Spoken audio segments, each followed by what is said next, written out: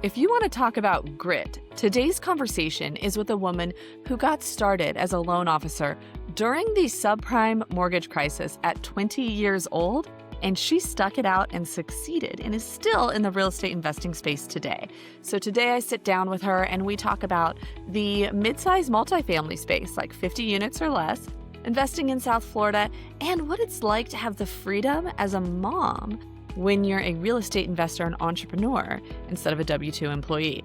There's tons of wisdom for every real estate entrepreneur in today's episode, so let's take a listen. Everyone's super excited in the beginning. Everyone's going to say, I'm going to do this, I'm going to do that, and the deal's closed. Everyone's giving you congrats, but then the real work starts when you start operating, and then you start seeing who is not up to par in that situation like they said they were. Hello, everyone, and welcome back to the Freedom Blueprint. I'm Adrienne Green, and today I'm really excited to have with me Christina Kovacs. Here we focus on how real estate entrepreneurs break free of the grind using leverage, support, and smarter strategies.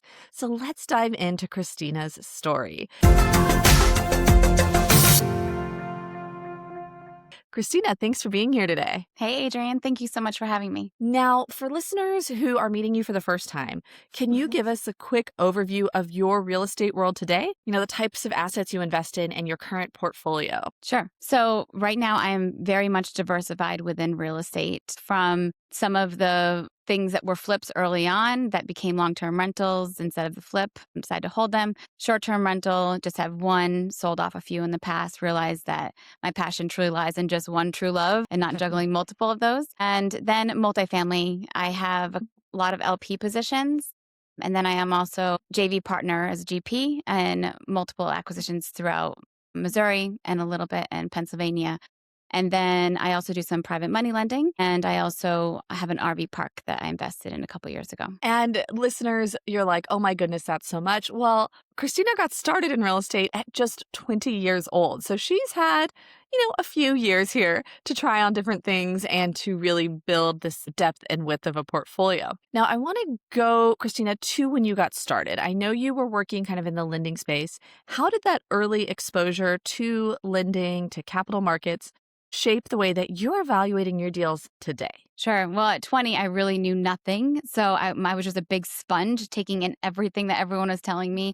I actually quit college at UMass Boston to get this job. I was working 30 hours a week, going to school full time, had an apartment because UMass doesn't have dormitories. And I was just burnt out and needed to find another way to make this all work. I ended up finishing school, ended up getting my bachelor's degree eventually. But this little pivot was a huge shift for me to grow and to learn. And I saw an ad in the newspaper that said you can make $100,000 right now and being a loan officer. And so no experience necessary. So I decided to go after it. And they have you take a little test and you pass that. With that experience, learning about, it was during the subprime mortgage days. So it was totally different wild, wild west situation than now. But to have that experience really set me up for the future, like knowing what I did and didn't want. I did not want the corporate grind. I did not want the office setting. There was a lot of toxic situations within the office setting. I was the only woman for a long time. Another time there was maybe two other women, but they quickly left. But I did make that $100,000, and I did learn a lot about the lending environment and things that most of my peers at that age didn't have a clue about. Like they were just still in dorms. They weren't even having to pay rent or balance or reconcile their accounts. So there was nothing of that happening. So I was going through people's bank statements, going through their credit report. I understood credit at that time. It really set me up for success personally, financially, and also what I wanted in a career and what I didn't want. Well, as you share all of this, I'm just blown away because I know what you're talking about, right? We see these ads for loan officers, for real estate agents where it's like, yeah, make six figures, easy peasy. And those of us who are in the industry know behind the curtain, the failure rate is huge, right? Mm-hmm. I mean, I know on the real estate agent side, I think it's like 85% of agents quit within 2 years. And so what helped you succeed? I mean, you were young, it was a new industry, it's a high turnover industry. How did you succeed in all that? Being told I couldn't do it and I shouldn't do it. The woman I was working for, who I admired so much, it was a temp agency, and I had worked so many temp jobs for her in the past while going to school. And then she brought me on full time to be a recruiting assistant, and she wanted to work me up the ranks to become a recruiter. And she believed in me. And then when I told her I was leaving and quitting school to do this, she just totally squashed everything that I thought was possible. And so I had to prove that wrong. That was one of the biggest drivers. I was like, I need to make this happen because I'm giving up, first of all, a whole semester worth of credits because I got Fs and all those for quitting, let alone the amount of money lost in that. But then with that situation too. So I had to really prove that I could do it. And it's so funny that you say that because in the real estate agent space, I remember one of like the brokerage leaders I worked with once, he was like, when somebody's got like a chip on their shoulder, like a point to prove, somebody told them that they couldn't,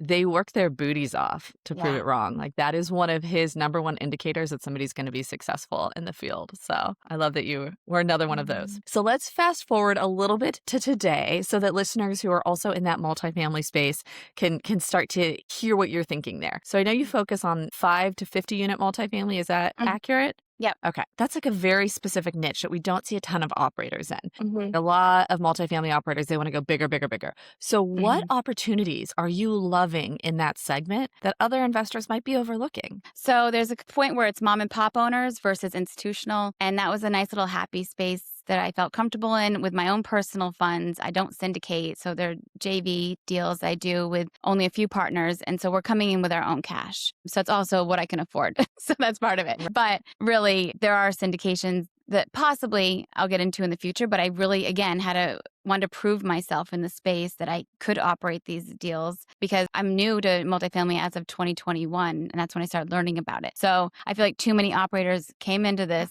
so fast, especially during 21, because there was a big wave of interest and quickly just started syndicating, raising money or doing coaches because something went full cycle. For me, that's just not how I roll. I want to have the proven system in place and have my track record there for longer than just a year or two. And obviously now we're 5 years in and I feel very comfortable with the markets that I'm in and the way that we operate if I was to have a syndication in the future. But that's just where I've been comfortable initially. Okay, so it's a good fit for you. And what I love in that lesson for our investors is, guys, there are 1,001 ways to invest in real estate investing. And so often you get people who are like, the way I do it is the best one. And the truth is, all of them are equally valid. It matters. None is the best or the worst. It's what's a good fit for you, for your situation, for your location, for your financial situation, for your risk tolerance. And so I love, Christina, that you're like, what was special about this? It was a good fit for me. That's really the lesson. And then on my LP deals that I am a limited partner in other people's syndications, it's with operators that I admire and I strive to be like. And my first one, though, I kind of went with a bigger person that I didn't fully understand fully. I was just trying to learn the ropes. That one isn't doing as well, but I haven't lost it yet. However, it's been a learning experience in itself of what not to do. But with those things said, in those LP deals, some of those deals, I didn't participate in the upside. Like I just chose to be underneath the lender's capital stack of debt and be Class A and get returns. So there's different levels that work for me where I want to take more risk and participate in the possible upside, or I just want to feel more comfortable underneath the lender's debt and get paid before the other people that are trying to participate in the upside. And then with private lending, it's just like a more sure cash flow way for me on things. So it's like going through level, being diversified. So when one thing maybe isn't doing as well, you have the other one to prop. I love that. And talking about that diversity there. Also mentioning when a partnership isn't a home run, right? So often in the real estate space in general, real estate investment, we always talk about the home runs. And it can make people feel like, am I the only one who had something that wasn't great, right? That was just like a break even or a single. And especially with partnerships or other JVs like that, I kind of joke, if you haven't had one that are some like lessons learned the hard way, you really haven't done enough deals then. Right. Yeah. Sadly.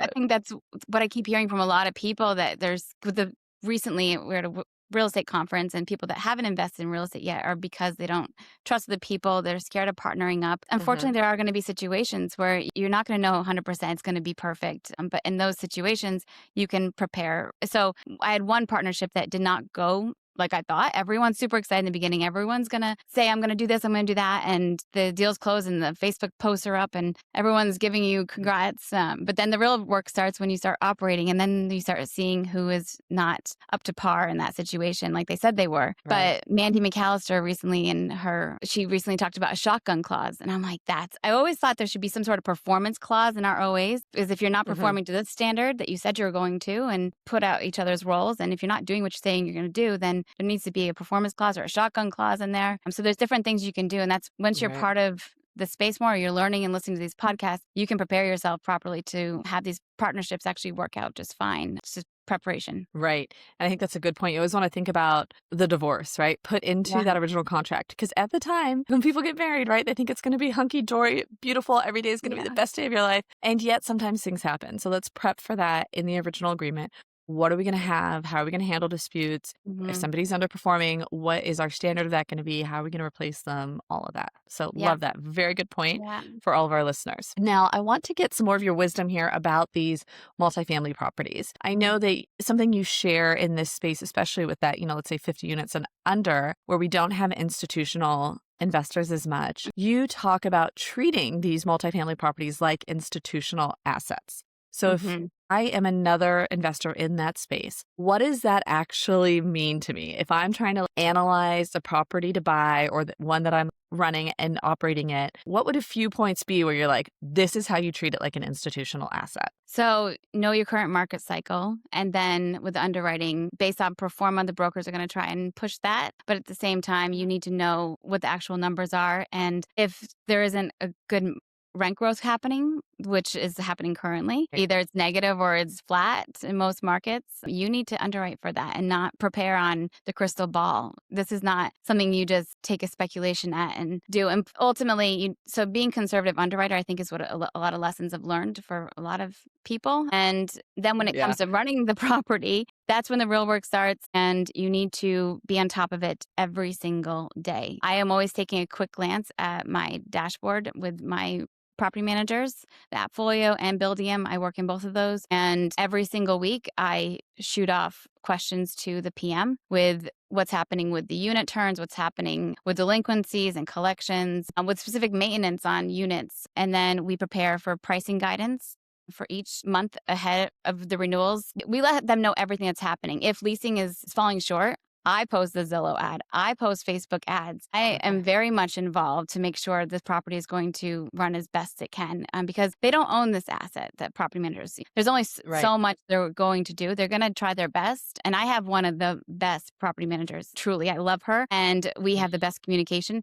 But sometimes you need a little helping hand. And so that's where you have to step in as an owner and do a little extra work. And it's not a passive job. It is a true job, and it's active. And so if you're coming into real estate investing, if you want passive, then you should be an LP and with a good trusted operator. Yeah, the GPs, or I know you do like the joint venture structures, all of it. When you're actively investing it in real estate, there's work. It is active. And I love what you're saying. You're checking the numbers. You always trust but verify, and then you're doing what you can to fix it. I love it. If you're a real estate entrepreneur trying to scale while doing everything yourself, there's a better way. The Time and Freedom Starter Pack gives you the exact first steps to reclaim hours each week with real support, including what to hand off, where to start, and simple tools you can put into place right away. Download it for free at adrienngreen.com/starter pack. Now let's get back to the episode.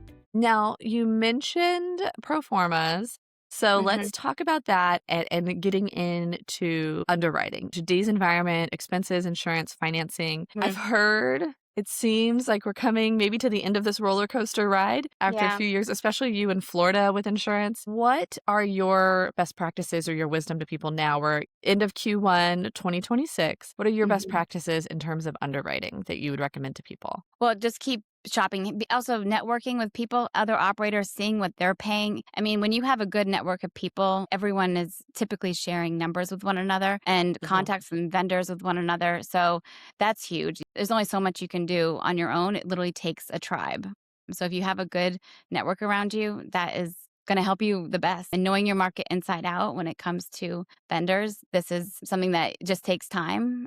But once you do, you've built these relationships up. I personally go out there and find vendors when the quotes are too high. I just go find my own. So I reach into the network again. I reach out. Local realtors are a huge asset in this situation. They know so many different people. And so I try to build these relationships with other realtors and get their referrals. It goes hand in hand. So helping one another out, I think, is something that a lot of people just overlook, the most simple thing of that, rather than just, I feel like they just guess on a lot of the underwriting, when really you need to really hone in on the market itself. And you can only do that with your network. So for somebody who's listening and they're like, I don't know any other operators in my market. You've got a pretty strong network in South Florida. You've got different networking events. Mhm. It's really robust. What would you recommend to people? What should they go look for if they want to build their network of other real estate investor operators? So just join on Facebook groups even. That's the quickest, easiest way. Then go to your local meetups. You've got Mhm. to show up in person. I have an 11-month-old. It's difficult, and I'm still doing 1 to 2 in-person meetings each week. So you Wow. need to get out there and meet people all the time. The Zooms are great, and that's another way, but really you need to get in person to build those relationships and make it stronger. Listen to these podcasts. And then if you're interested in learning more, most people are willing to give back. It's amazing how this community of people just are always giving and they don't want anything in return. It's building this relationship. They know that they say 7 degrees of separation, but really it's a lot smaller. It's more like 3 degrees. You really can get to where you need to go if we're all connected.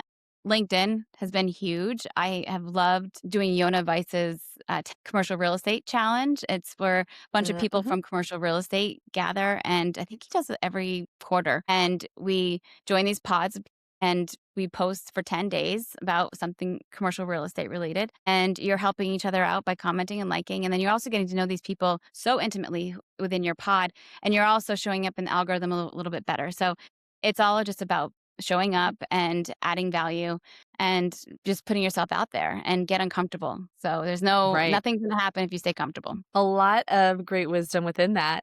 And to share with our listeners, so Christina and I, we connected online somehow, I Mhm. think a couple months back, and Yeah. had this podcast scheduled. And then we both were at the same conference last week and were able to see each other in person. And for any women who are listening, check out the Women's Real Estate Investment Summit that Beth Azor hosts in South Florida. She already has registration open for next year, 2027, and Yeah. has only 250 spots and it sells out. So get your tickets early, but then you can be in the room and network with amazing people and start Yeah. to do exactly what Christina's talking about. That is the only conference I've ever bought a ticket a year in advance for. And I know many other women did the same because I think she sold out 50% already. Yeah. It's such an incredible conference, especially to be around other like-minded women. Yes. It's made me Yes. very alive afterwards. I was so ambitious, like just ready to hit it hard, even harder than I I was. love it. I love it. Yeah. Now, I love systems, processes, things we Mhm. have in place so that we can go from like solopreneur trading hours for dollars to business Mhm. owner where we can make money when our tech works, when other people work for us, stuff like that. So, Yeah. as your portfolio grows, as you evolve in this business, what systems or processes are really essential for you and to help manage these multifamily assets? The biggest thing is having things scheduled, and then Google Sheets, Google Docs, having the sharing devices. That is just unbelievable that we have that now. Back in the day, sending emails back and forth. I know it's so basic, but it honestly is the one thing that it's so nice to have that sharing capability. And obviously with VAs, which you full 100% agree on, I know that. So I only have one VA, but that amount of time that she helps me save is crucial because time is everything. It's so limited and we need to make the most of it and be efficient. So Mhm. honestly, that's the 2 things that really keep me from not wasting time. Well, and your time is so valuable now because you have this precious baby we were talking about. Yeah. And I know that for myself and for many moms and dads, that Mhm. when kids are the ones who really make us like really have a high standard for our time, right? To Mhm. think like, is this worth our time? Is there a way we could make this faster? Is there a way we could put this on someone else's plate? Things like that. Yeah. Now, we talked a little bit before. I'd love for you to share as a real estate investor, you've had the luxury of Mhm. adapting your business to Mhm. really continue to serve you as you've stepped into motherhood. What has Yeah. that looked like for you? To be able to spend afternoon naps with her if I want to, that's been being able to choose how much time I can spend with her has been crucial. So we do have help in the house, but I'm able to work from home. Like I said, when I was 20, I quickly learned I did not want to be in that corporate environment. And that's why I even have my own real estate brokerage because I like to be able to choose what I'm doing with my time. I don't physically want to be in an office. I network as much as possible to compensate for that because I do know that there is some value in working on a team and with people, but I'm doing that in different ways. Like with my JVs, I'm part of a team and we work together, but everything's okay to be done remotely. And then my in-person events is where I really bring everything together. But to be able to have the time to choose, the true time freedom choice has been incredible. So being self-employed is a game changer. I love that. And I know I agree. I'm always grateful for what seems like this gift that I get to be the major force in my children's lives, right? They're not learning from friends or from teachers or from someone else. They get to learn and be with me, and I get to shape them, which is exciting. It's crazy. She's only 11 months old, so I don't know what's going to happen in the future, but I'm already getting ads about preschool in Japan, and that is not off the table. Who knows? Like, we could go over there and do that for a semester, So I also have my Hungarian citizenship. My husband's Hungarian, and she has her citizenship now. So the option to live abroad in the EU is there for us too. And we want her to be immersed in different cultures and learn. There is so much more that's going, like right now, we're getting that sweet time at home to nurture and love. And later on, we're going to have so much adventure, and we're going to be able to choose that adventure. So I love that. I'm so excited for you. Thank Awesome. you. Well, you have shared so much, Christina. I'm curious, what is top on the list for you in 2026? Whether that's a project you're already doing, a goal you have, personal or professional, put it out there, and that way we can help the universe bring it to you. So I'm actively always looking in Springfield, Missouri to acquire multifamily, anywhere between the 5 and 50 unit mark. And then I'm also building my real estate brokerage. It's been primarily residential, but with my operating and asset management skills, I really want to help multifamily owners that are in a position to sell or to plan to sell in the future. Maybe a refi isn't working out for them this time and their loan's maturing. Maybe I can help them get to that next point and figure out the next step. So any multifamily owners in Fort Lauderdale, I'd love to connect. And it doesn't have to be a listing or anything like that I get from you, but if I can also just learn from you and grow together, that'd be awesome. Love it. And for anybody who is a good fit for that or someone who would like to just connect with you in general, what's the best way for them to reach out? ChristinaKovacs.com and themultifamilyagency.com.